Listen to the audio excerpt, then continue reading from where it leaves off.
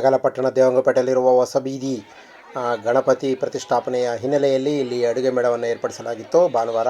ಹಾಗಾಗಿ ಸುಮಾರು 17 ತಂಡಗಳು ಇಲ್ಲಿ ಭಾಗವಹಿಸಿದ್ದವು. ವಿಶೇಷವಾದಂಥ ತಿಂಡಿಗಳು, ದೇಶೀಯ ತಿಂಡಿಗಳು ಸೇರಿದಂತೆ ರುಚಿ ಶುಚಿಯಾದಂಥ ತಿಂಡಿಗಳನ್ನು ಮಾಡಿ ಇಲ್ಲಿ ವಿಶೇಷವಾಗಿ ಭಾಗವಹಿಸಿದ್ದರು. ಸುಮಾರು 106 ಜನರು ಈ ಉತ್ಸವದಲ್ಲಿ ಅಡುಗೆ ಮೇಳದಲ್ಲಿ ಭಾಗವಹಿಸಿದ್ದರು. ಮತ್ತು ಈ ಪ್ರಸನ್ನ ಗಣಪತಿಗೆ ವಿಶೇಷವಾದ ದೀಪಾಲಂಕಾರ, ಪೂಜೆ, ಪ್ರಸಾದ ವಿನಿಯೋಗ ಸೇರಿದಂತೆ ವರ್ಣರಂಜಿತ ದೀಪಾಲಂಕಾರ ಸಹ ಏರ್ಪಡಿಸಲಾಗಿತ್ತು. ಮತ್ತು ವಿವಿಧ ಕಾರ್ಯಕ್ರಮಗಳು ಸಹ ಕಳೆದ 2 ದಿನಗಳಿಂದಲೂ ಕೂಡ ಗಣಪತಿ ಹಬ್ಬದ ಅಂಗವಾಗಿ, ಗೌರಿ ಗಣೇಶ ಹಬ್ಬದ ಅಂಗವಾಗಿ ವಿಶೇಷವಾಗಿ ಇಲ್ಲಿ ಏರ್ಪಡಿಸಲಾಗಿತ್ತು. ನಗರಸಭಾ ಉಪಾಧ್ಯಕ್ಷರಾದ ಎ.ಪಿ. ಶಂಕರ್ ಸೇರಿದಂತೆ ಇನ್ನೂ ಅನೇಕ ಮುಖಂಡರು ಹಾಜರಿದ್ದರು.